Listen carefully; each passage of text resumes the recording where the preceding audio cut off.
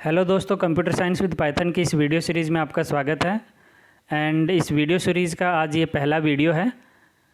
हम लोग पहले जो 11th क्लास का कोर्स कंटेंट है वो डिस्कस करेंगे। देन हम लोग देखेंगे कि क्यों पाइथन लैंग्वेज इतना पॉपुलर है एंड क्या इसके जो फीचर्स हैं। ओके, सो वीडियो शुरू करने से पहले मैं आपको बता दूं कि जो आप 11th क्लास में स्टडी करेंगे, 4 यूनिट जो आपके 11th क्लास में हैं, ये फर्दर आपका एक काम आएगी 12th क्लास के जो बोर्ड के बच्चे होंगे उनको। फर्स्ट यूनिट जो है 12th क्लास में वो रिवीजन ट्यूटोरियल है आपका पाइथन का।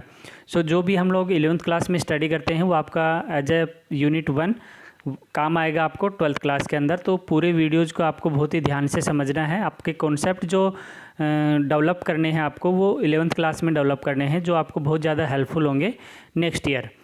ओके, एंड पैरेलली हम लोग 12th क्लास का भी करेंगे। जो 12th क्लास के बच्चे अगर आप देख रहे हैं इस वीडियो को, तो वो भी आपका हम लोग इसी के पैरेलल वीडियोज़ बनाएंगे।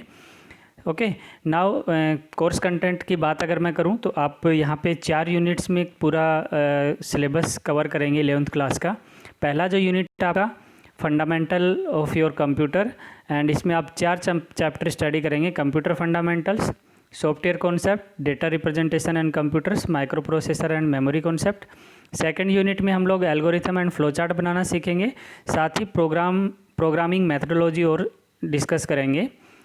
जो आपका थर्ड यूनिट है उसमें हमारा पाइथन लैंग्वेज स्टार्ट हो जाएगा, यानी कि उसके सिंटैक्स कैसे होते हैं, कैसे हम लोग उसका यूज़ करते हैं, फर्स्ट प्रोग्राम कैसे आप डेवलप करेंगे उसके अंदर, वो सब हम लोग स्टडी करेंगे। देन हम लोग फंक्शन से स्टडी करेंगे पाइथन में, एंड आपके जो कंडीशनल और लूपिंग कंस्ट्रक्ट है, यानी कि आपका कंट्रोल स्ट्रक्चर जो है वो आप चैप्टर 3 में स्टडी करेंगे।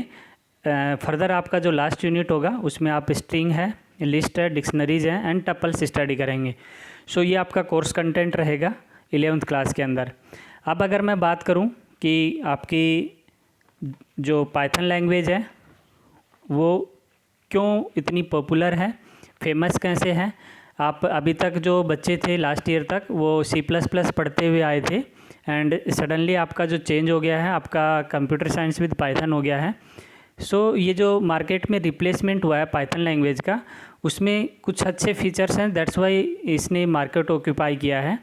और हैकर्स भी इसको जनरली ज़्यादा पसंद करते हैं, जो हमारा टाइटल है आज के वीडियो का। हैकर्स इसीलिए पसंद करते हैं क्योंकि इसमें कुछ ऐसे फीचर्स हैं जो बहुत ज़्यादा हेल्पफुल होते हैं, इसको और ज़्यादा इंटरेस्टिंग बना देते हैं। और उसमें सबसे पहला जो आपका फीचर है दैट इज़ सिंपल कोड।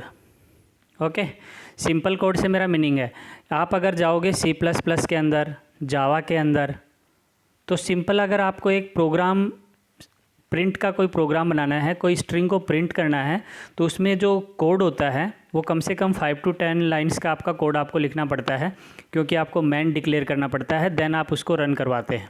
अगर आप डिफरेंट लैंग्वेजेस को जानते हैं तो आपको ये पता होगा कि आपका C++ जावा में कैसे आप कोड लिखते हैं, जबकि आपका जो पाइथन लैंग्वेज है उसमें आप एक सिंपल लाइन प्रिंट, और प्रिंट के अंदर अगर आप कोई वैल्यू पास करते हैं तो जो भी वैल्यू आप पास करते हैं वो डायरेक्ट प्रिंट हो जाती है, यानी कि सिंपल एक लाइन में आपने कोड को एग्जीक्यूट करवा दिया।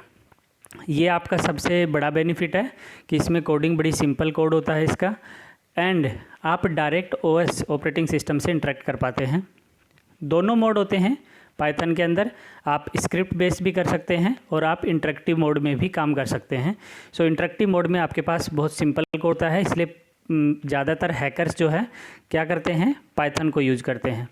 दूसरा जो इसका रीज़न है यूज करने का that is built in functions, यानी कि आपके जो लैंग्वेज है, पाइथन लैंग्वेज है, उसमें बिल्ट इन फंक्शंस, या मैं कहूँगा कि लाइब्रेरीज इतनी ज़्यादा हैं जिससे हमारा क्या होता है, प्रोग्राम बनाना हमारे लिए आसान हो जाता है। पहले से बने हुए प्रोग्राम्स आपके होते हैं, पहले से बने हुए कोड्स होते हैं, फंक्शंस होते हैं, जिनको हम लोग यूज कर पाते हैं हमारे प्रोग्राम के अकॉर्डिंग। सो इसकी लाइब्रेरी जितनी ज़्यादा है कि आप इसका, मैं कहूँगा कि इसका कोड जो है अगर आपको लिखना है बहुत ज़्यादा आपका कॉम्प्लेक्स प्रोग्राम आप बना रहे हो तो उसको बहुत ही आसान तरीके से आप फंक्शंस का यूज़ करके बना सकते हो। और ये एक रीज़न ज़रूर है कि आपका इसकी लाइब्रेरी हैवी होने से इसका एग्जीक्यूशन जो है वो स्लो है, ठीक है। बट स्टिल इसका जो बाकी के फीचर्स हैं वो इसको और सपोर्टिव रोल प्ले करते हैं। नाउ अगर मैं बात करूं, आज ए प्रोग्रामर आप इंटरेस्ट रखते हैं पाइथन सीखने में, तो टाइम बड़ा इम्पोर्टेंट होता है, ओके।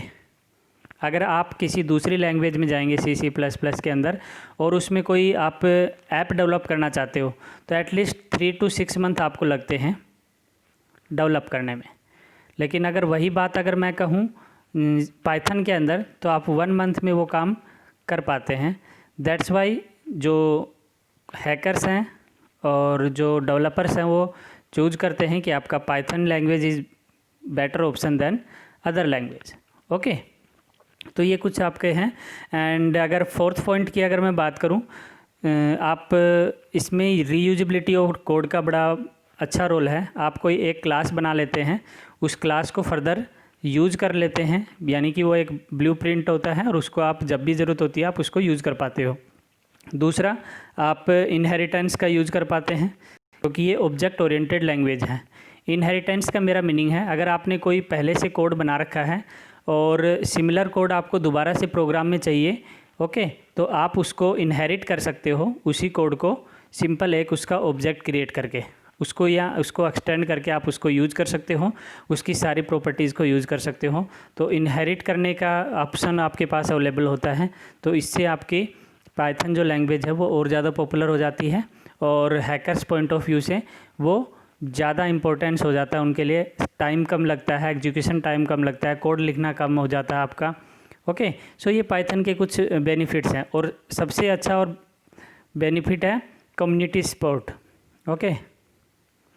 कम्युनिटी सपोर्ट से मेरा मतलब है आपके पास अगर आप गूगल करेंगे किसके बारे में, आपका पाइथन सपोर्ट के बारे में, तो बहुत सारी ऐसी कम्युनिटीज़ हैं जिनमें आप अपनी कोई क्वेरी आपको नहीं आ रही है, आपका कोई समस्या आ रही है, तो आप वहाँ पे अपनी समस्या लिखेंगे तो उससे रिलेटेड लोग आपको पाइथन से रिलेटेड प्रोग्राम आपका सॉल्यूशंस आपको प्रोवाइड करवा देंगे। एंड एक नहीं, ऐसी बहुत सारी कम्युनिटी सपोर्ट आपका पाइथन का होता है और ये सारी चीज़ें आपके पाइथन को बहुत ज़्यादा पॉपुलर बना देती हैं, बहुत ज़्यादा फेमस बना देती हैं। सो ये डिस्कस करना ज़रूरी था क्योंकि अगर आप पाइथन एज ए लैंग्वेज सीखना चाहते हैं, इसमें इंटरेस्ट रखते हैं, तो सेशन शुरू करने से पहले अगर आप इन चीज़ों पे ध्यान रखेंगे तो शायद आपका इंटरेस्ट और ज़्यादा अच्छा हो और आप 11th क्लास को उतने ही इंटरेस्ट से पढ़ें और जिसका बेनिफिट आपको बोर्ड की क्लास में मिले, ओके। सो शुरू करते हैं। हमारा फर्स्ट जो यूनिट है that is your computer fundamental. और कंप्यूटर फंडामेंटल में हम लोग स्टडी करने वाले हैं कि कंप्यूटर के बेसिक्स क्या हैं, ओके। बेसिक्स की अगर मैं बात करूं तो आप देखेंगे कंप्यूटर आपकी हर एक फील्ड में आपके देखने को मिल जाएगा, वो चाहे आपका टूर एंड ट्रेवलिज्म हो, एजुकेशन एंड रिसर्च हो, वेदर फोरकास्टिंग हो, सोशल नेटवर्किंग, यानी कि हर एक फील्ड में आपको कंप्यूटर का डायरेक्ट या इनडायरेक्ट यूज आपको देखने को मिलता है। और ये जो है दैट इज़ योर कंप्यूटर जो रिवॉल्यूशंस आया है आपका, आई थिंक जो 5 to 6 ईयर्स बैक अगर जाएं तो ये माइंड मेकअप था लोगों का कि कंप्यूटर आएगा तो जॉब्स चली जाएंगी, but computer has created a lot of jobs for the society. इस चीज़ को नहीं भूलना चाहिए हमें, and that is truly markable, okay. Now अगर मैं बात करूं इवोल्यूशन ऑफ कंप्यूटर की, तो कंप्यूटर का जो पहला ही कॉन्सेप्ट आया था वो अबेकस से आया था। लगभग 3000 ईयर्स पहले आपका जो एक चाइनीज़ मैं कहूँगा अबेकस एक सिस्टम बनाया गया जिससे कैलकुलेशन पर्पज़ से बनाया था कि जिससे कैलकुलेशन हमारे लिए आसान हो जाए। एंड आज भी यंगेस्टर जो है प्राइमरी सेक्शंस में बच्चों को इससे सिखाया जाता है कैलकुलेशन कैसे की जाए। और एबेकस को देखिए यूज कैसे किया जाता है, मैं थोड़ा सा आपको इलेबरेट कर देता हूँ, डिस्क्राइब कर देता हूँ। यहाँ पे जो 2 सेक्शन है, फर्स्ट वन ये और सेकंड वन ये। आपका जो फर्स्ट सेक्शन है इसमें हर एक बिट्स जो है वो 5 को डिनोट करती है, 5 नंबर को, और जो आपका सेकंड पार्ट है इसमें आपका डिनोट करता है 1 यूनिट को, ओके। इनिशियल पोजीशन इनकी बॉटम में होती है, इनकी टॉप में आपकी इनिशियल पोजीशन होती है। नाउ अगर आप इनमें से कोई भी बिड को आगे लेके आते हैं तो उसके रेस्पेक्ट में आप इसका काउंटिंग करते हैं। देखिए आप कैसे करेंगे काउंटिंग। ये आपका कितना है, 1 है। यहाँ से आपने कोई भी बिड यूज नहीं की है और ये आपका 1 को डिनोट करती है, 1 बिड 1 को डिनोट करती है। दैट मीन्स ये वैल्यू क्या आप इसे इंटरप्रेट करेंगे 1। ये आपकी 3 है इसलिए इंटरप्रेट हो रहा है 3।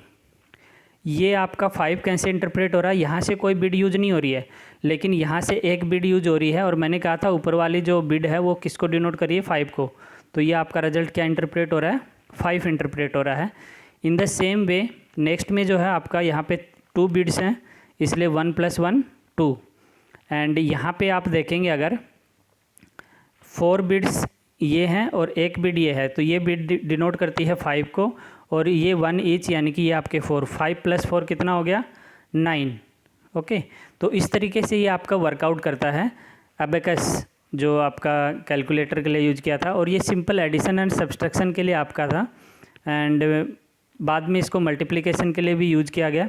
ओके, नाउ जो आपका फर्दर इन्वेंशन था वो 16 एंड 17 यानी 1617 में नेपियर लॉग एंड बोन्स ने डेवलप किया एक नया सिस्टम जो आपका मल्टीप्लिकेशन और डिवीज़न भी करने में आपका वर्कआउट हो सका। इससे मल्टीप्लिकेशन एंड डिवीज़न भी वर्कआउट हो सका और इसमें इन्होंने क्या किया 9 डिफरेंट रोड्स बनाई इस तरीके से और उस पर नंबर मार्किंग किया और एक रोड बनाई जिससे आपका 2 आपकी पर्टिकुलर रोड्स को शो किया जा सके, उससे हम लोग प्रोडक्ट या आपका मल्टीप्लिकेशन को दिखा सकें। ओके, एंड इनकी हेल्प से आपका जो कैलकुलेशन पार्ट है वो थोड़ा और आसान हुआ। फर्दर जब आपका पास्कलाइन आपका 1642 में डेवलप किया, पास्कल आपका ब्लेज पास्कल साइंटिस्ट थे, मैथमेटिशियन थे, फ्रेंच मैथमेटिशियन, उन्होंने ये आपका डेवलप किया था और ये मैकेनिकल आपका इंस्ट्रूमेंट था जिसमें आपके पास इस तरीके का स्ट्रक्चर बनाया और इनकी हेल्प से आपका एडिशन और मल्टीप्लिकेशन एंड आसान हो गया, थोड़ा क्विक हो गया। यानी कि उसमें टाइम लग रहा था, इसमें थोड़ा और फास्ट हो गया आपके लिए एडिशन और सब्सट्रैक्शन करना। एंड विद कैरी ट्रांसफ़र, यानी कि अगर आपका जैसे कोई 2 नंबर्स को ऐड करते हो 9 + 9 18 है तो 8 के साथ 1 कैरी फॉरवर्ड हो जाता है। इस तरीके से कैरी ट्रांसफ़र भी होता है। नाउ पास्कलाइन के बाद आपका जो इंस्ट्रूमेंट आया that is your Lebanese calculator. और लेबनिज कैलकुलेटर में आपका मैकेनिकल ही इंस्ट्रूमेंट था। ये जो आपका इंस्ट्रूमेंट था मैकेनिकल था बट इसमें एडिशन मल्टीप्लिकेशन नहीं था, सिर्फ एडिशन सब्सट्रैक्शन के लिए बनाया था।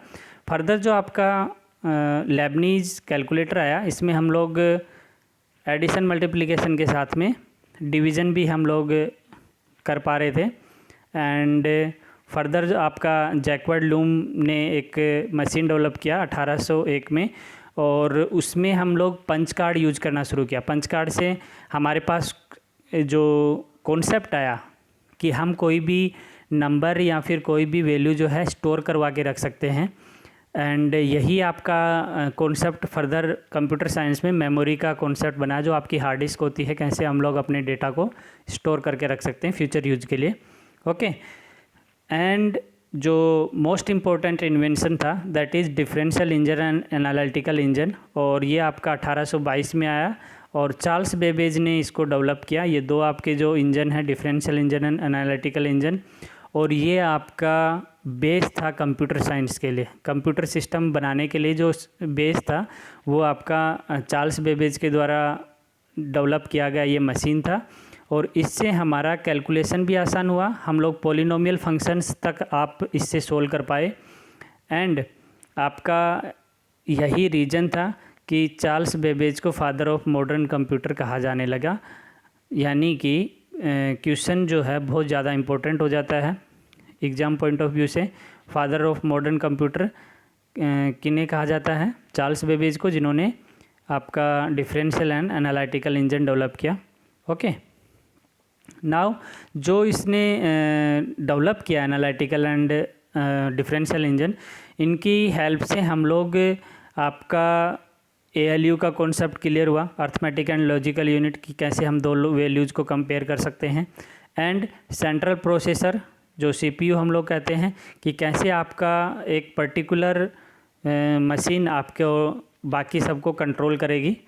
एंड जो आपका मेमोरी स्टोरेज है, इनपुट आउटपुट डिवाइस है, इन सब का डिज़ाइन जो है इसने बनाया है, पहली बार ऐसा डिज़ाइन किया जो कि आपका फर्दर बहुत ज़्यादा पॉपुलर हुआ। और फर्दर जो मॉडर्न कंप्यूटर हैं वो इसी पे बेस्ड हैं, इसी प्रिंसिपल पे बेस्ड है। नाउ मार्क वन जो आपका कंप्यूटर था वो आपका हार्वर्ड एकिन ने बनाया था IBM में। IBM इंटरनेशनल बिजनेस मशीन है, पॉपुलर MNC कंपनी है। जो मार्क वन इन्होंने बनाया, ये आपके जो 10 डिजिट नंबर्स हैं, ओके, उनको 5 सेकेंड्स में कैलकुलेट करने के लिए कर सकता था। ये इसकी एफिशिएंसी थी। एंड बहुत ज़्यादा मैं कहूँगा ऑटोमेटिक आपका कंप्यूटर सिस्टम था, जो कि मैं कहूँ कि बहुत ज़्यादा उस टाइम के लिए, हालांकि इसकी length and height and width जो है बहुत ज़्यादा थी। और एक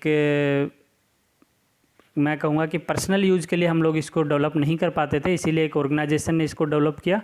और जो कॉन्सेप्ट इसकी तरफ से हमारे लिए बना, जो मॉडर्न टाइम है, मॉडर्न कंप्यूटर सिस्टम है, उनके लिए एक मॉडल की तरह वर्क किया इसने, जिससे आपका फर्दर जो इन्वेंशंस हैं वो हो पाए, राइट। अब बात करते हैं फर्स्ट ऑफ ऑल जो आपकी टर्म है कंप्यूटर, वो हम लोग जनरली कंप्यूटर सिस्टम क्यों पढ़ते हैं। जब भी आप प्रोग्रामिंग लैंग्वेज में आ गए तो इसको हम लोग कंप्यूटर सिस्टम स्टडी करते हैं। और कंप्यूटर सिस्टम देखो, इकोसिस्टम होता है, ओके, फर्दर और भी बहुत सारे सिस्टम्स होते हैं, बट सिस्टम वर्ड कंप्यूटर के लिए क्यों यूज़ किया हम लोगों ने, क्योंकि सिस्टम क्या होता है, वो सिंगल एंटिटी से बना नहीं होता है। सिस्टम जो है बहुत सारे एंटिटीज़ का कॉम्बिनेशन होता है। In the same way computer जो है आपका, वो सिंगल यूनिट नहीं है, उसके बहुत सारे इंपॉर्टेंट यूनिट्स हैं, वो चाहे इनपुट यूनिट है, आउटपुट यूनिट है, वो चाहे आपका प्रोसेसिंग यूनिट है। ये सारी यूनिट मिलके जो है एक कंप्लीट सिस्टम बनती है। और सिस्टम क्या होता है, एक पर्टिकुलर गोल को अचीव करने के का एक मीडियम होता है, ओके। सो कंप्यूटर सिस्टम जो हम लोग स्टडी कर रहे हैं, उसके लिए हमारे पास जो मेन कॉन्सेप्ट है वॉन न्यूमन ने दिया था कि आपका एक प्रोसेसर है जिसको आप जो स्टोर करते हो मेमोरी में, या प्रोग्राम या डेटा है, उस पर वर्क करने के लिए एक कम्युनिकेशन चैनल की ज़रूरत होगी। और यही कॉन्सेप्ट आपका आज का कंप्यूटर सिस्टम फॉलो करता है। यानी कि ये आपका प्रोसेसर, यानी कि आपका CPU, कम्युनिकेशन चैनल आपकी बसेस होती हैं, सिस्टम बस होती हैं, ओके। सिस्टम बस की हेल्प से कम्युनिकेशन हो पाता है दो पार्ट्स के बीच में, वो चाहे प्रिंटर या ऑपरेटिंग सिस्टम के बीच में हो, या ऑपरेटिंग सिस्टम और मॉनिटर के बीच में हो। एंड आपका जो स्टोरेज है, मेमोरी है, वो हार्ड डिस्क है। एंड प्रोग्राम और डेटा जो करंटली वर्किंग होते हैं वो आपकी प्राइमरी मेमोरी पे होते हैं, यानी कि रैम पे होते हैं, रैंडम एक्सेस मेमोरी। सो वॉन न्यूमन ने जो ये आपका कॉन्सेप्ट दिया, ये आज आप यूज करते हो आपके कंप्यूटर सिस्टम के अंदर, ओके। बात करते हैं जनरेशन ऑफ कंप्यूटर की। सो कंप्यूटर जनरेशन्स की बात हम लोग नेक्स्ट वीडियो में करेंगे, क्योंकि वीडियो ज़्यादा लेंदी हो जाएगा। एंड यहाँ तक आप एक बार रिकॉल कर लेंगे। फर्दर हम लोग जनरेशन ऑफ कंप्यूटर्स जो है वो नेक्स्ट सेशन में स्टडी करेंगे, ओके। Thank you.